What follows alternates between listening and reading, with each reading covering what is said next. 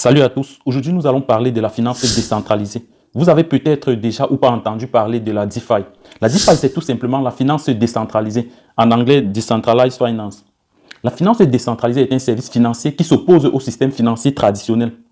En effet, la finance décentralisée est un écosystème de services financiers sans intermédiaire fondé sur les technologies blockchain et les crypto-monnaies. C'est-à-dire que les utilisateurs de finances décentralisées gèrent leurs finances sans avoir à faire recours à une banque, car il s'agit d'un système 100% numérique avec des contrats intelligents. Tout ceci se passe sur votre smartphone ou sur votre ordinateur et à travers ceci, vous avez accès à votre fonds partout où vous vous trouvez. Aujourd'hui, avec un souci majeur de s'affirmer avec la mondialisation des économies, la finance décentralisée propose les services les plus importants que nous offrent les banques traditionnelles. Grâce à la DeFi, nous pouvons faire un échange décentralisé, ce qu'on appelle DEX, à travers une blockchain. Avec la DeFi, il existe des distributeurs automatiques abrégés AMM, qui signifie Automatic Market Maker.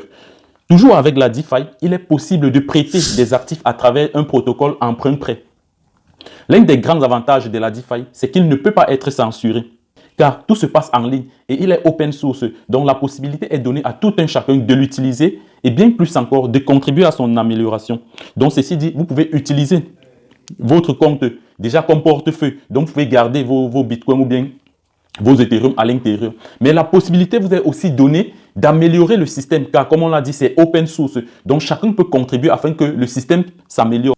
Car le challenge majeur pour sa perfection, c'est de rendre ce système totalement libre sans qu'aucun individu ne soit derrière le protocole. Maintenant, pour tous ceux qui sont encore sceptiques et pensent que la crypto-monnaie est beaucoup volatile, là vous avez la possibilité d'utiliser plutôt ce qu'on appelle les stablecoins.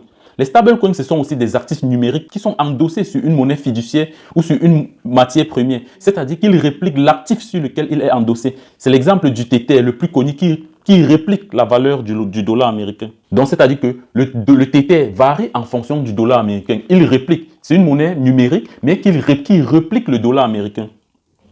Pour nous autres, avec la lenteur de notre système bancaire et plus encore notre monnaie qui ne vaut presque rien sur le plan international, il serait très bénéfique pour nous de nous arrimer, de nous intéresser à cet écosystème.